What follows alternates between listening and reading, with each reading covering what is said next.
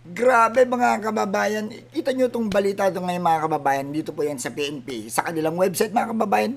Ito babasahin ko mga kababayan na napakagandang balita ito mga kababayan at aking re-reaction lang ito mga kababayan. Ito, sabi kasi dito, Focus Scribes drop by 24% in January. Ngayon, ipapaliwanag ko po ito mga kababayan. Ako po yung naniniwala dito mga kababayan. Dahil ito po sa kanila, nakasaad po sa kanilang article, no? Sa posting po nila sa Philippine National Police. Ito, basahin ko mga kababayan na ipapakita ko po sa inyo. Ayan, sabi po dito, Focus Scribes drop by 24% nationwide in January. The year opened on a safer note as crime rates across the country dropped sharply in January 2026, signaling stronger police presence and more focused operations on the ground. Ulitin natin. Signaling stronger police presence and more focused operation on the ground. Data from the Crime Information Reporting and Analysis System showed that from January 1 to 31 to 2026, a total of 2,449 focus crimes were recorded nationwide. These 787 cases fewer or a 24.32% decrease compared to the 3,236 incidents reported during the same period in January 2025. Crime figures also improved compared to December 2025, which lagged 2,594 cases, reflecting a 5.59% drop or 145 fewer incidents, mga kababayan. Bakit nga ba? Bakit nga pa itong update na to na nakita natin mga kababayan? Pakita ko lang uli ha. Itong kanilang posting ngayon na 24% in January. At sana po no magtuloy-tuloy po ito no. Itong pagbagsak po talagang patuloy po na talagang eto na nagiging maganda na ang resulta.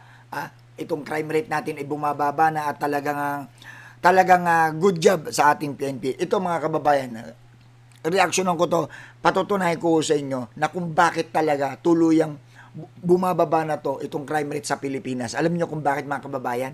Dahil kanina, di ba may inulit ako kanina, binasa kanina, yung kanilang police operation. Ito po yung mga katibayan mga kababayan. Ito po ang mga katibayan. Yan. Ito po ang mga katibayan mga kababayan. Kayo no, ang nakakita, yan po, iba't ibang date po yan na kung saan mga accomplishment po ng ating kapulisan. No? Mga big fish po yan, yung mga high value individuals po ang mga nahuhuli po, no? So syempre, yan po ang dapat na ako bilib na bilib at talagang sorry mga kababayan, no? Talagang ako humanga ngayon sa mga accomplishment ng ating mga kapulisan. Kaya good job sa ating mga kapulisan at dahil din po yan sa magaling at talagang subok na kahit nung siya ay NCRPO pa, nung siya ay regional director pa ay talagang magaling na po itong ating Chief PNP. Walang iba kundi ang ating Chief PNP. Congratulations! Police General Jose Melencio Nartates. Good job, sir. At ito po ang patunay, ito yung effort, ito po yung mga ginagawa ninyo, yung mga taktika ninyo pagdating sa pagpapatupad po sa kapulisan, sa police visibility, sa mga police operation. Mga kababayan, bakit ganito po? Nagiging maganda ang resulta ng crime rate natin ngayon. Bumababa. Kasi po, dahil po, nasa leader po kasi yan, mga kababayan. Nasa direktiba ng leader. Simula po sa ating Pangulo, PBBM. Dahil po sa kautusan ng ating Pangulo, ayaw niya ng madugo, ayaw niya ng patayan, ayaw niya ng talaga madugong laban kontra droga. Kung maaari, gumamit ng tamang proseso, tamang paghuli, tamang pagpapatupad ng batas, di ba? So dahil po diyan talagang tugma at nagiging magandang ang tandem po nila ng ating presidente na PBBM under his directive. At ito naman po ang talagang ating Chief PNP, si Police General Jose Melencio Nartates, talagang sang-ayon din po sa kagustuhan ng ating Pangulo na kung saan ito po, pinaigting po ang police visibility.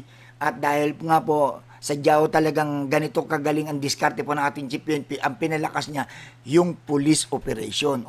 Ulitin ko lagi sa live ko, police operation. Marami ho yan. Pag sinabing police operation, ano-ano ba yan, di ba? Nandyan na ho yung mga checkpoint, di ba? Nandyan na yung mga tokhang, di ba? Yung mga Iba pala 'yun, sa kabila 'yun, ibang ano 'yun, yung ano, yung style ng ano ng kanilang Oplan Galugad, 'di ba?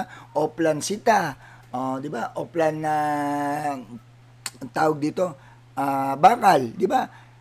Sa mga ganitong ginagawa po, yung pinapalakas po kasi ng ating Chief PNP, itong police operation na to, yung pagpapaganda po nito, kasi pag ito yung pinokosan nyo talaga, talagang marami po talaga mahuhuli, di ba? Isipin nyo po, di ba? Ito, kita nyo naman yung mga nahuhuling mga illegal, mga drugs o wala hong patay, di ba? Hindi ho siya madugo. Kaya salamat po sa ating Chief PNP, no? Ako'y naniniwala dito sa talagang post na to, no? Na talagang bumaba po talaga. Kaya good job sa ating mga kapulisan. Salamat po sa ating mga kapulisan at sa mga kababayan natin na talagang hindi pa rin nakikita itong mga ganitong accomplishment ng ato. Ito na po, pinapatunayan ko na po sa inyo. At ito, kung magtutuloy-tuloy po ito 24%, talagang bababa to. At mga kababayan, salamat sa ating kapulisan. Good job sa ating Chief PNP, Police General Jose Melencio Nartates. Salamat, sir.